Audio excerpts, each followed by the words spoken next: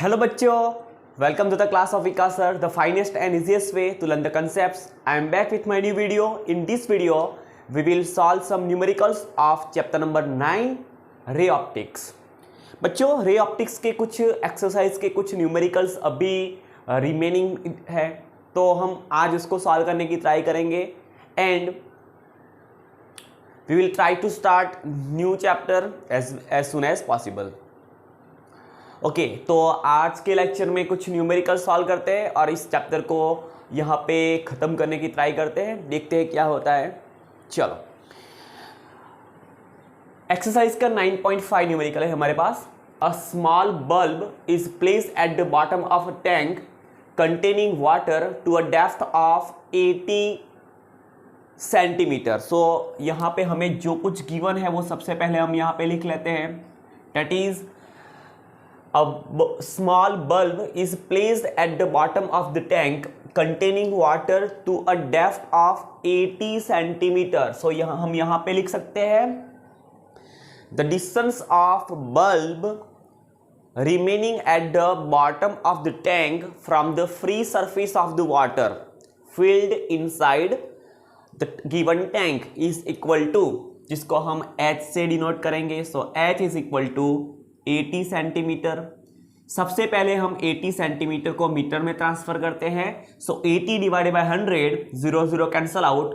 सो 8/10 हो जाएगा 0.8 metre.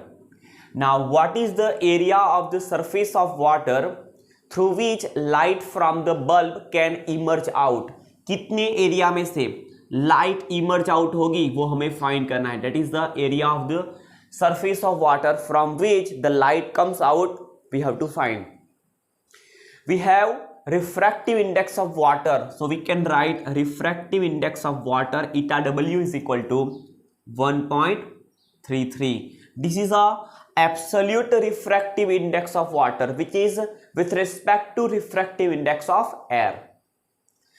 Consider a bulb to be a point source. बच्चों, यहाँ पे हमें लास्ट में जो सेंटेंस गिवन है उससे हमें बहुत सारी इंफॉर्मेशन मिल सकती है. देखो, आप यहां पे फोकस करो. Consider a bulb to be a point source. अगर कोई पॉइंट सोर्स होगा तो पॉइंट सोर्स में से निकलने वाली जो लाइट है वो रेडियली आउटवर्ड होगी सभी डायरेक्शन में. चलो, तो हमें यहाँ पे जो कुछ गिवन है उसको हम यहाँ पे ड्रॉ करने की ट्राई करते हैं. So on the basis of figure we can easily solve this numerical. So मान लो बच्चों, हमारे पास यहाँ पे एक टैंक है जिसमें h हाइट तक वाटर भरा है और वी कैन से हमारे पास यहाँ पे एक पॉइंट लाइक सोर्स है, point like source of light, point like source of light. Light का एक पॉइंट लाइक सोर्स है. अब देखो यहाँ पे ये रही वाटर की फ्री सरफेस. ओके, हमने यहां तक वाटर फिल अप किया है.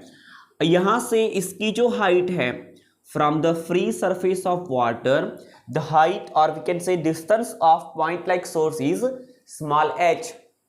चलो, अब यहां से समझना, यहां से निकलने वाली लाइट अपवर्ड डायरेक्शन में निकलेगी बिकॉज ऑफ डाउनवर्ड डायरेक्शन में तो क्या रखा है, इसकी बॉटम सरफेस है, तो हम डाउनवर्ड डायरेक्शन की तो बात यहाँ पे करने नहीं वाले. तो देखो यहाँ पे जो लाइट इमर्ज आउट होगी और वी कैन से यहाँ से जो लाइट निकलेगी, एमिट होगी, वो लाइट, उसमें से कितनी लाइट यहाँ से, कौन सी लाइट यहाँ से निकल सकती है एंड कौन सी लाइट यहाँ से नहीं निकल सकती, तो उसकी कंडीशन लेते हैं. जब बच्चों हमने टोटल इंटरनल रिफ्लेक्शन देखा था तब हमने बात की थी कि अगर इंसिडेंट एंगल की वैल्यू क्रिटिकल एंगल से ज्यादा हो गई तभी वो क्या कर सकता है, तभी वो टोटल इंटरनल रिफ्लेक्शन पॉसिबल है. दैट मीन्स जब इंसिडेंट एंगल की वैल्यू क्रिटिकल एंगल जितनी हो जाए तब तक वो लाइट, वो मीडियम से क्या हो सकता है, इमर्ज आउट हो सकती है. मान लो बच्चों, यहां से दो लाइट रे आई, बहुत सारी लाइट रे आ रही है, यहां से इमर्ज आउट हो रही है. हम किसी दो की बात करते हैं for which for which the angle of incident is equal to angle of critical. So यहाँ पे देखो, यहाँ पे अगर ये लाइट रे अगर ऐसे जाती तो इमर्ज आउट हो जाती, अगर वो क्रिटिकल एंगल से कम एंगल पे इंसिडेंट होती तो भी वो रिफ्रैक्ट होके वो मीडियम से बाहर आ जाती।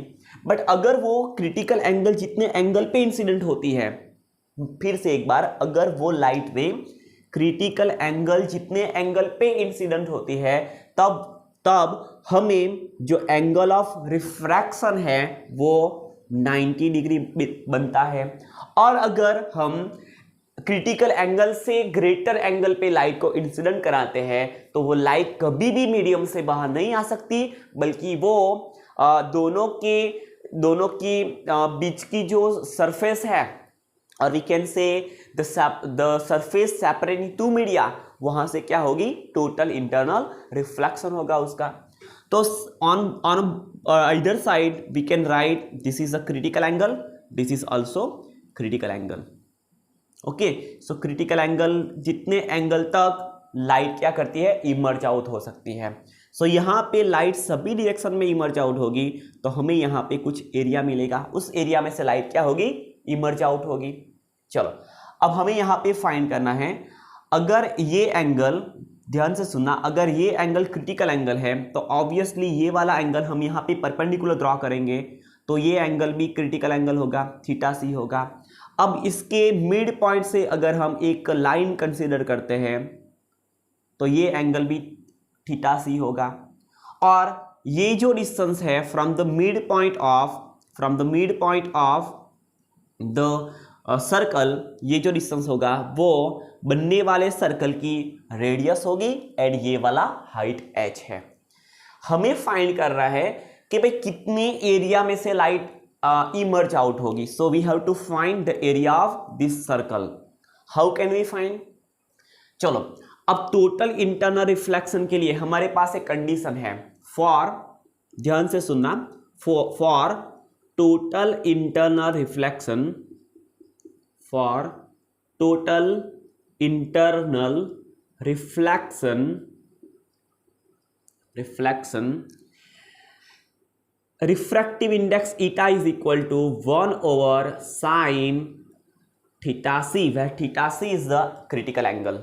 Okay, the angle for which, critical angle क्या होता है, the angle for the value of incident angle for which the refracted angle become 90 degree और परपेंडिकुलर टू द सरफेस, और सॉरी पैरेलल टू सरफेस, ना, और perpendicular is parallel to surface, तभी यहाँ पे नॉर्मल के साथ एंगल कितना फॉर्म होगा, 90 डिग्री।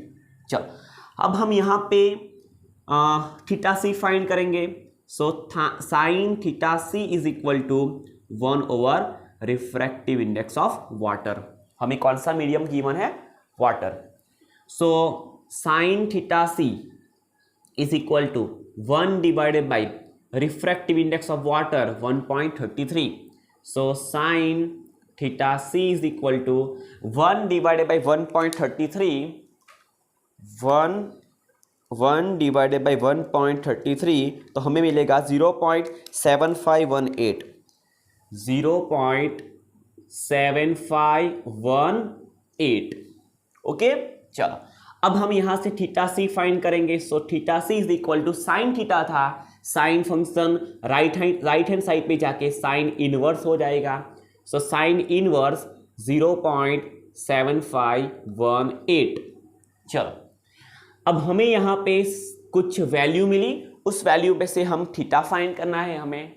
तो देखो यहाँ पे साइन इनवर्स है, तो बच्चों हम ऐसा एक लॉग टेबल यूज करेंगे, उसमें हम बच्चों यहाँ पे नेचुरल साइन का टेबल देखेंगे, नेचुरल साइन का। चलो हमारे पास नेचुरल साइन का टेबल आ गया, कहाँ पे चला गया, जस्ट अ मिनट, हाँ चलो मिल गया नेचुरल साइन का टेबल। उस नेचुरल साइन के टेबल में हमें 0.7518 के अकॉर्डिंग में कितना एंगल होगा वो फाइंड करना है। सो 0.7518, ओके, हमारे पास यहाँ पे वैल्यू है 0.7513, 0.7513, हमें चाहिए 18।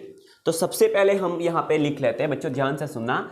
नियर वैल्यू है, इसकी नियर वैल्यू है 0.7513, जिसके अकॉर्डिंग में हमें एंगल मिला 48 डिग्री, 48 डिग्री।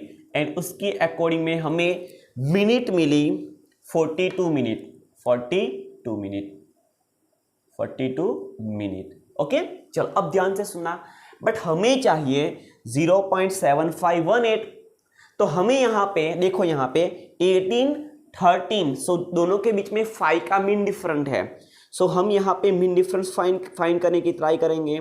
चलो, मीन डिफरेंस है 5 का, यहाँ पे मीन डिफरेंस 5 का नहीं है, यहाँ पे मीन डिफरेंस हमें टेबल में गिवन है 4 का एंड 6 का, तो हम 4 का लेके चलते हैं। सो 4 के मीन डिफरेंस के अकॉर्डिंग में यहाँ पे 2 मिनट जितना ऐड होता है, सो यहाँ पे हम 2 मिनट ऐड कर देंगे, तो हमें यहाँ पे वैल्यू मिलेगी 48 डिग्री 44 मिनट। चलो, ये आ गई क्रिटिकल एंगल की वैल्यू। इससे ज़्यादा एंगल पे अगर हम लाइट को इंसिडेंट कराएंगे तो वो टोटल इंटरनल रिफ्लेक्शन होगा उसका। चलो, अब बच्चों मेरी बात ध्यान से सुनना। हमें यहाँ पे एक ट्रायंगल जैसा दिख रहा है, हम यहाँ पे ड्रॉ करेंगे। देखो, आपको ऐसा ट्रायंगल दिख रहा होगा दोनों साइड्स पे, दोनों साइड पे ये एक हाफ सर्कल जैसा दिख रहा है ना। उस हाफ सर्कल में आप अगर यहाँ पे राइट हैंड साइड या तो लेफ्ट हैंड साइड की बात करोगे, बोथ आर सेम। यहाँ पे हमारा पॉइंट O है, ये सरकमफरेंस वाला पॉइंट है, सो ये डिस्टेंस हो गया रेडियस ऑफ सर्कल, ये हो गई हाइट h, और यहाँ पे जो एंगल फॉर्म हुआ वो हो गया हमारा क्रिटिकल एंगल। चलो बच्चों, अब इस ट्रायंगल की बात करते हैं, तो इस ट्रायंगल में हमें कुछ इंफॉर्मेशन है हमारे पास।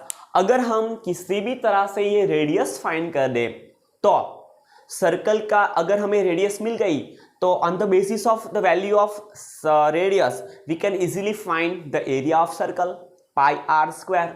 सो सबसे पहले हम रेडियस फाइंड करेंगे। तो देखो, यहाँ पे हमें फाइंड करनी है इस थीटा की अपोजिट साइड, हमारे पास एडजेसेंट साइड है, थीटा की भी वैल्यू है, तो हम tan फंक्शन यहाँ पे कंसिडर करेंगे। So tan theta c is equal to opposite, that is r, divided by adjacent side, that is h।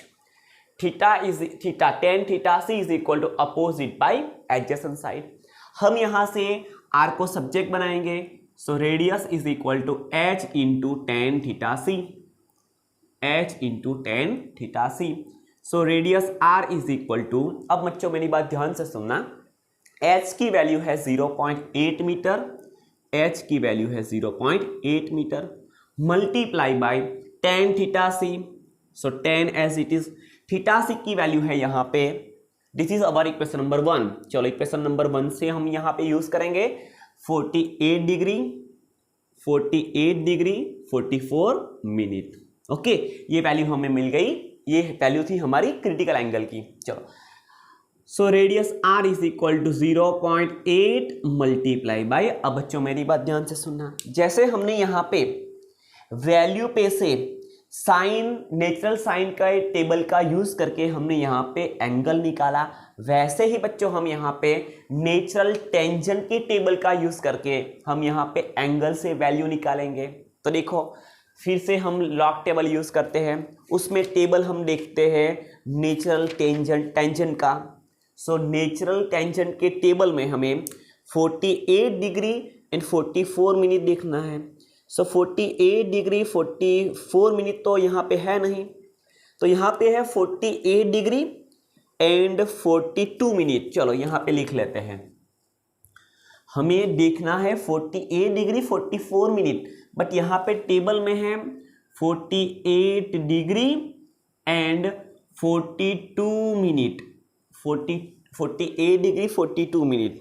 Okay, और उसके हिसाब से यहाँ पे जो वैल्यू मिलेगी हमें वो है 1.1383।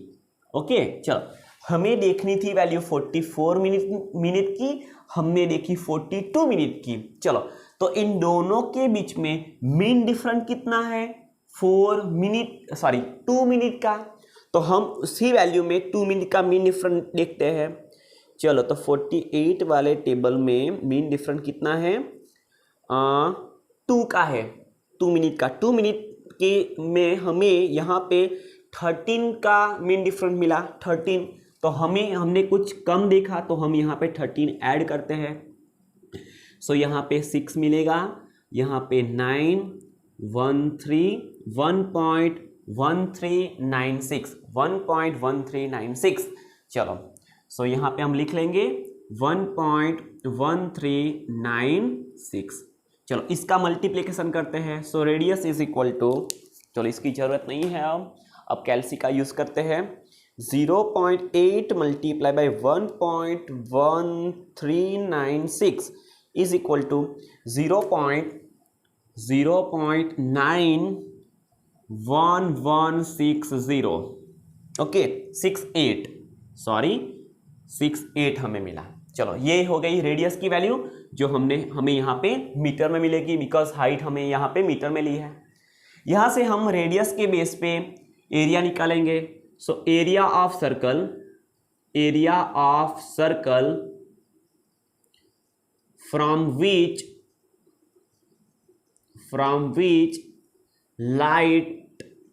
Light emerge out.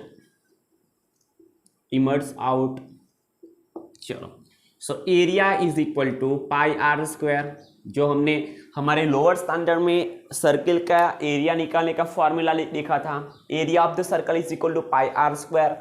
So A is equal to, pi की वैल्यू है 3.14, हमें यहाँ पे रेडियस की वैल्यू मिली 0.91168, आर का स्क्वायर है, सो यहाँ पे स्क्वायर हो जाएगा। So area is equal to 0.9168 उस पूरे का स्क्वायर मल्टीप्लाई बाई 3.14। तो हमें यहाँ पे वैल्यू मिली 2.60।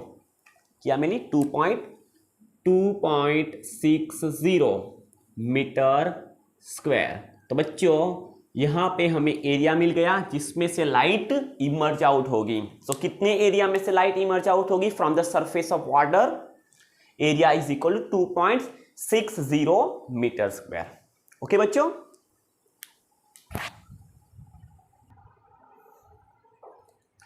चलो, तो अब एक्सरसाइज नंबर 9.6 देखते हैं। A prism is made up of glass of unknown refractive index. A parallel beam of light is incident on a face of the prism. The angle of minimum deviation is measured to be 40 degree. What is the refractive index of the material of the prism? The refractive angle of prism is 60 degree. बच्चों, refractive angle of prism का meaning होता है prism angle capital A is equal to 60 degree. If the prism is placed in water having refractive index 1.33, predict the new angle of deviation of parallel beam of light. चलो, तो सबसे पहले हमें यहाँ पे ऐसा गिवन है, एक अननोन रिफ्रैक्टिव इंडेक्स वाले एक प्रिज्म को जब हम एयर में रखते हैं तब उस पे जो parallel beam of light incident होगी वो उसके लिए मिनिमम डेविएशन एंगल होगा 40 डिग्री। जब हम उसको ही वही प्रिज्म को अगर हम 1.33 जितने रिफ्रैक्टिव इंडेक्स वाले वाटर में रख देते हैं एंड जब हम उस पे फिर से parallel beam of light incident करवाते हैं तब उस पैरेलल बीम ऑफ लाइट कितने डिग्री पे डेविएट होगी? That means we have to find the minimum deviation angle of the parallel beam of light incident on the face of the prism when the prism is immersed inside water having refractive index 1.33. चलो, सबसे पहले हम यहाँ पे जो given है वो लिख लेते हैं। चलो, फर्स्ट केस हम यहाँ पे लिखते हैं when prism is placed in air when prism is placed in air and air का रिफ्रैक्टिव इंडेक्स होता है, refractive index of air is equal to 1.00।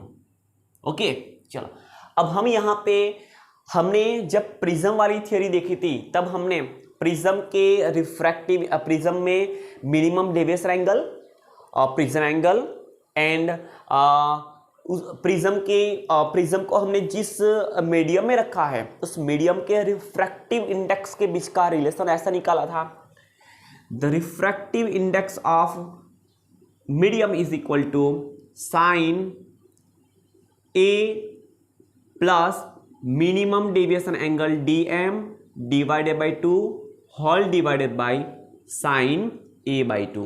Okay बच्चों, तो ये वाला रिलेशन आपको यहाँ पे याद रखना है, sine a plus delta dm means what, minimum deviation angle divided by 2 whole divided by sine a by 2। This is when the prism is placed in air, so we can write refractive index of glass with respect to refractive index of air. बच्चों ध्यान से सुनना, जब हम prism को air में रखते हैं तो लाइट कहां से कहां पे एंटर होगी, लाइट एयर से ग्लास में एंटर होगी, so we can write refractive index of second medium with respect to first medium. यहां पे फर्स्ट मीडियम है एयर, सेकेंड मीडियम है glass, so refractive index of glass with respect to refractive index of air। okay, चलो, so refractive index of glass with respect to refractive index of air is equal to sin, चलो prism angle हमें यहाँ पे given है 60 degree plus angle of minimum deviation भी given है जब हमने उसको एयर में रखा है, which is 40 degree divided by 2 divided by sine a by 2, a है 60 degree divided by 2 divided by 2। चलो इसको थोड़ा सिंप्लीफाई करते हैं, so refractive index of glass with respect to refractive index of air is equal to sine 60 degree plus 40 by 2, तो ये हो जाएगा 20 डिग्री डिवाइडेड बाई, सॉरी बच्चों it's my mistake, this is a whole divided by 2 होगा। Okay, a plus dm whole divided by 2। Okay, आप देख लेना equation, so ये हो जाएगा 60 plus 40 whole divided by 2। So यहाँ पे हमें मिलेगा फिर से एक बार, चलो sine 60 plus 40 so 100 divided by 2, तो यहाँ पे हो जाएगा sine 50 degree divided by sine 60 by 2, so यहाँ पे हो जाएगा sine 30 degree. So refractive index of glass with respect to refractive index of air sine 50। बच्चों आप नेचुरल साइन में साइन 50 की वैल्यू देखोगे तो आपको मिलेगी अप्रोक्सीमेटली 0.766 देखना आप, तो आपको मिलेगी 0.766 एंड साइन 30 की वैल्यू होती है 1/2 मीन्स 0.5 सो हमें यहाँ पे मिल गया refractive index of glass with respect to refractive index of air. बच्चों हम 0.7766 को 0.5 से डिवाइड करेंगे तो हमें मिलेगा 1.532 देखना आप इसको डिवाइड करके तो आपको क्या मिलेगा 1.532। This is the refractive index of glass with respect to air. बच्चों हम इसको ऐसा भी लिख सकते हैं और करके, ध्यान से सुनना, refractive index of glass with respect to air, so refractive index of glass with respect to refractive index of air is equal to 1.532। चलो इसको भी थोड़ा हम यहाँ पे बॉक्स कर लेते हैं। चलो this is a most empty thing. चलो अब हम यहाँ पे बच्चों इसको सॉल्व करने की ट्राई करते हैं। हमने जब एयर में रखा प्रिज्म को तो कुछ ऐसी सिचुएशन हमें मिली। चलो अब बात करते हैं जब हम उसको वाटर में रखते हैं। when prism is placed in water,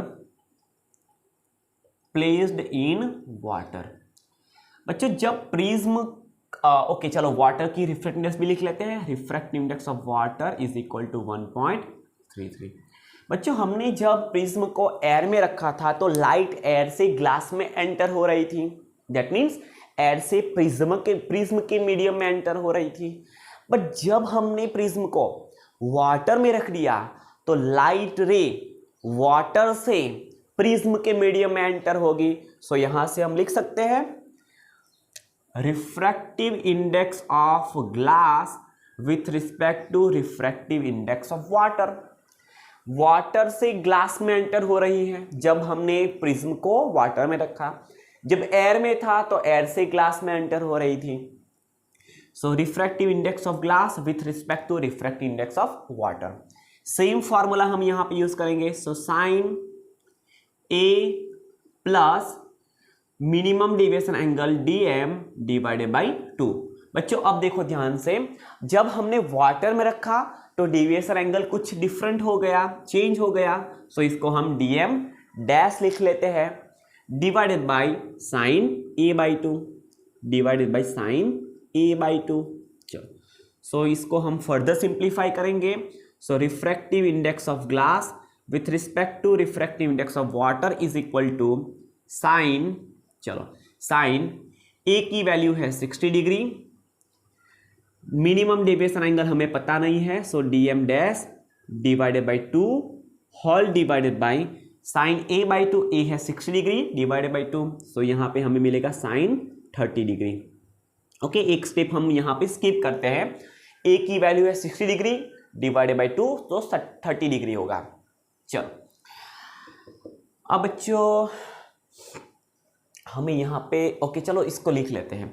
so refractive index of glass with respect to refractive index of water is equal to, अब बच्चों देखो ध्यान से, हम इसको ऐसा लिख सकते हैं साइन, ध्यान से देखना, साइन 60 बाई 2, सो यहाँ पे हो जाएगा 30 degree plus dm dash divided by 2, so यहाँ से हम लिखेंगे dms divided by 2 divided by sine 30 की वैल्यू होती है 0.5, जो हमने यहाँ पे ऑलरेडी देखा। देखो यहाँ पे sine 60 by 2 that is sine 30, sine 30 की वैल्यू होती है 1/2 दैट इज 0.5। अब बच्चों मेरी बात ध्यान से सुनना, ध्यान से बच्चों, हम इस हमारे पास refractive index of glass with respect to water नहीं है, तो हम इसको ऐसा लिख सकते हैं, ध्यान से देखना, ध्यान से देखना, इसको क्या लिख सकते हैं, refractive index of glass with respect to refractive index of water, ऐसा लिख सकते हैं। फिर से right hand side portion as it is, so sine 30 degree plus minimum deviation angle dm divided by 2 divided by sine 30, उसकी value है 0.5, जो हमने राइट हैंड साइड पोर्शन को एज इट इज लिखा। चलो अब ध्यान से सुनना, इसको हम बच्चों दे देते हैं हमारा इक्वेशन नंबर 2। इसको बच्चों हम क्या देंगे, हमारा इक्वेशन नंबर 2। अब बच्चों इक्वेशन 2 को हम अगर इक्वेशन 1 से डिवाइड करते हैं, ध्यान से सुनना, तो लिखते हैं equation 2 divided by equation 1। Equation 2 को 1 से डिवाइड कर दिया। इक्वेशन 2 की लेफ्ट हैंड साइड है refractive index of glass with respect to refractive index of water whole divided by refractive index of glass with respect to refractive index of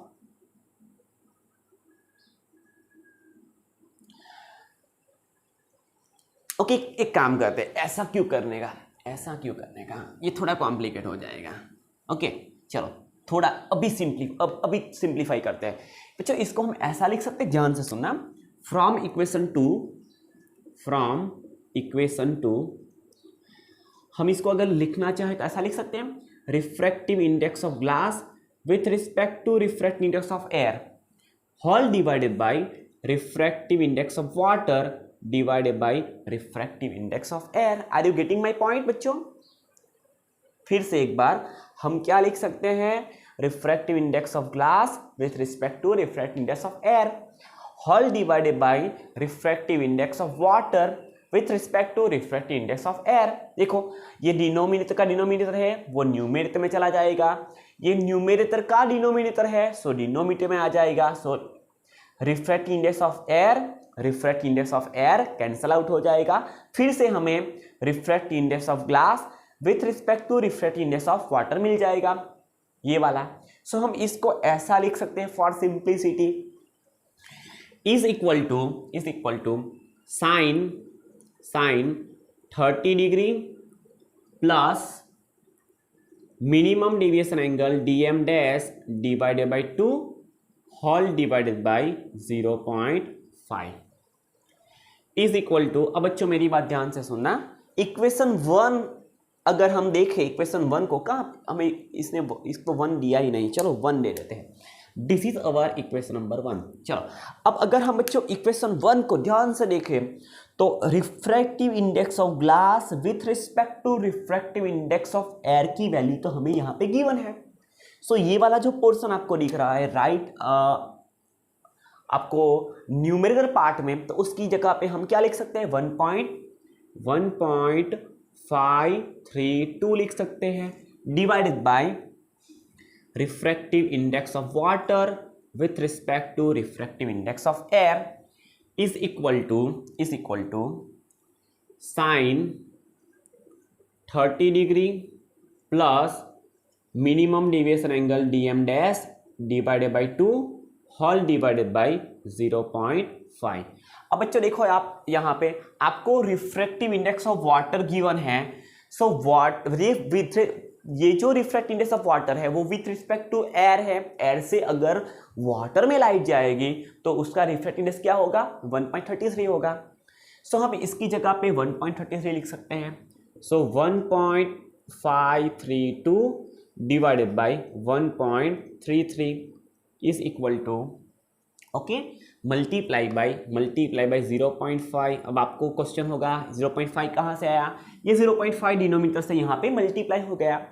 so right hand side पे हम लिख सकते हैं sine 30 degree plus dm dash minimum deviation angle dm dash divided by 2।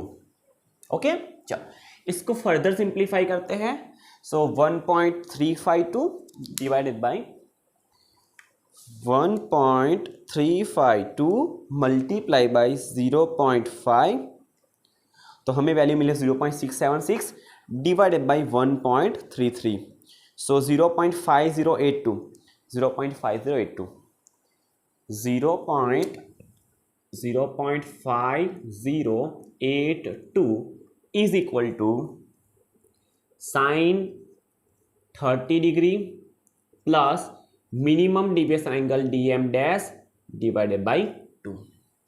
अब बच्चों हमें यहाँ पे साइन को यहाँ लेफ्ट हैंड साइड पे लाते हैं तो साइन इनवर्स हो जाएगा। सो यहाँ पे हम लिख सकते हैं 30 degree plus dm dash divided by 2 is equal to, फिर से बच्चों हम इसको एज इट इज लिखते हैं, साइन को यहाँ पे लाते हैं तो साइन इनवर्स हो जाएगा।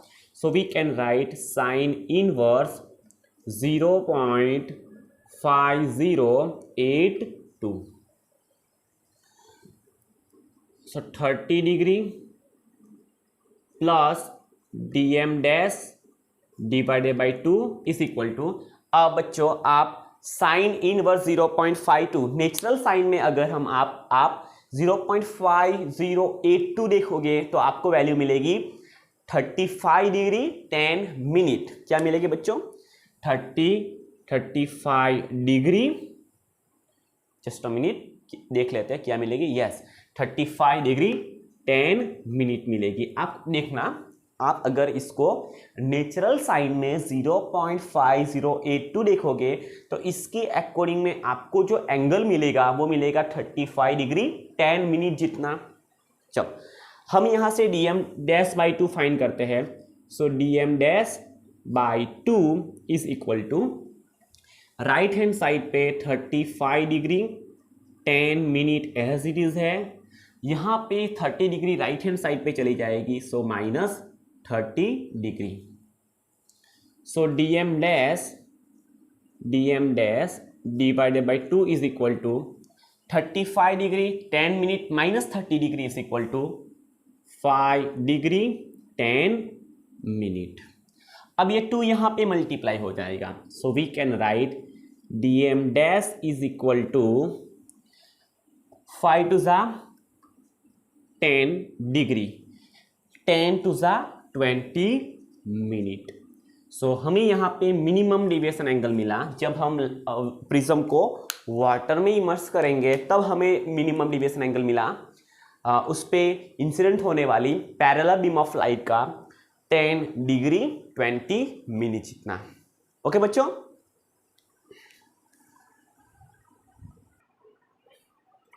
चलो अब देखते हैं exercise number 9.7। Double convex lenses are to be manufactured from a glass of refractive index 1.55। चलो तो सबसे पहले हमें यहाँ पे गिवन है refractive index of glass is equal to 1.55। Okay चलो, with both faces of the same radius of curvature. बच्चों अब ध्यान से सुनना, हमें यहाँ पे डबल कॉन्वेक्स लेंसेज गिवन है, दैट मीन्स कि उस लेंस की दोनों सरफेसेस कैसी है, कॉन्वेक्स सरफेसेस है, दोनों सरफेस का रेडियस ऑफ कर्वेचर भी सेम है।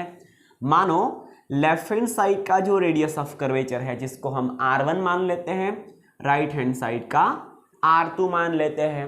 सो यहाँ पे हम लिखेंगे radius of curvature of first side is equal to radius of curvature of second side is equal to r। दोनों सेम है, पर बच्चों हम अब ध्यान से सुनना, दोनों में से किसी एक को हम विथ नेगेटिव साइन लेके कंसिडर करना पड़ेगा।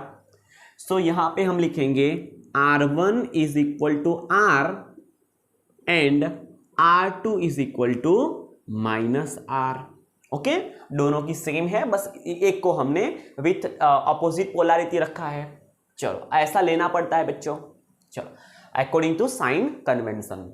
चलो अब ध्यान से सुनना, what is the radius of curvature required if the focal length is to be 20 centimetre. So हमें यहाँ पे फोकल लेंथ गिवन है 20 centimetre. We have to find radius of curvature, we have to find value of r। चलो अब बच्चों जब हमने refraction through a lens देखा था, उसमें हमने focal length, refractive index and radius of curvature के बीच का एक रिलेशन निकाला था, और एक्सप्रेशन कुछ इस तरह से था। अगर आपने उसको देखा है ध्यान से तो ऐसा था 1 over focal length is equal to refractive index of second medium minus refractive index of first medium divided by refractive index of first medium into 1 over radius of curvature of first side minus 1 divided by radius of curvature of another side of given double convex lens. So 1 over focal length is equal to, अब देखो यहाँ पे second medium कौन सा है, glass medium है। Light ray air से glass में एंटर करेगी, so we can write refractive index of glass minus refractive index of air divided by refractive index of air first medium into 1 divided by r1 की जगह पे हम r लिख सकते हैं, बीच में माइनस की साइन, 1 डिवाइडेड बाय r2 की जगह पे फिर से r लिख सकते हैं। So 1 divided by focal length small f is equal to refractive index of glass which is given 1.55 minus refractive index of water जो हमें पता होना चाहिए 1.00 divided by refractive index of air 1.00 into, okay बच्चों इसको हम विथ नेगेटिव साइन लेंगे because r2 is equal to minus r। So यहाँ पे माइनस माइनस प्लस r हो गया। So 1 divided bye r plus 1 divided bye r। Okay चलो इसको फर्दर सिंप्लीफाई करते हैं। So 1 divided by focal length की वैल्यू है 20 सेंटीमीटर, सो इसको एज इट इज लिखते हैं। देखो आप यहाँ पे फोकल लेंथ की वैल्यू क्या है 20 सेंटीमीटर इज इक्वल टू, अब 1.55 में से 1 को सब्ट्रैक्ट करेंगे सो हमें वैल्यू मिलेगी 0.55 divided by 1 as it is, no need to write. Okay चलो लिखना है तो लिख लो 1.00, वैसे लिखने की जरूरत नहीं है।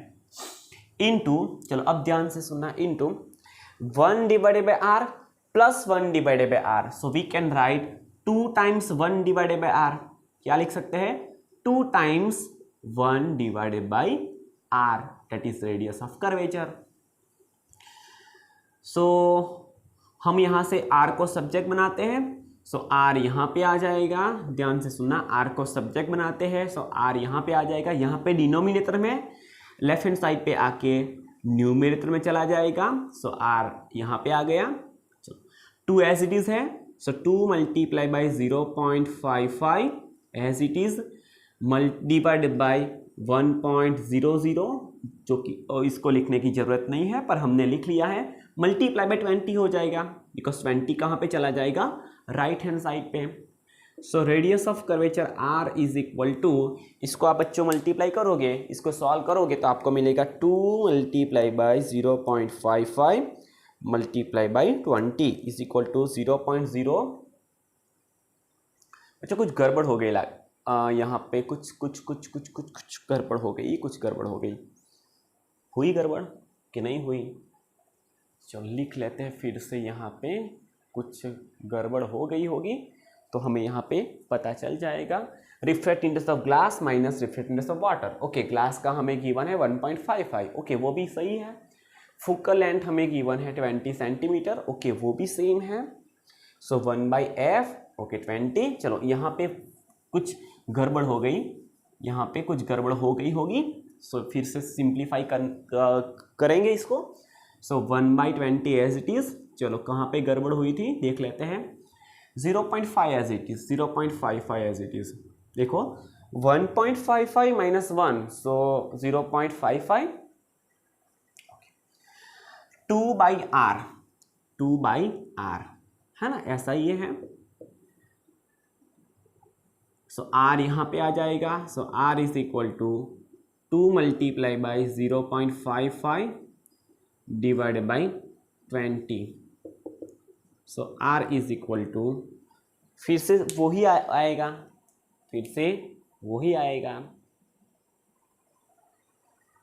चलो देख लेते हैं। 2 multiply by 0.55 divided by 20। So 0.055 आया बच्चों, क्या आया? 0.055 आया। बट यहाँ पे तो हमें क्या गिवन है? यहाँ पे तो कुछ अलग ही गिवन है।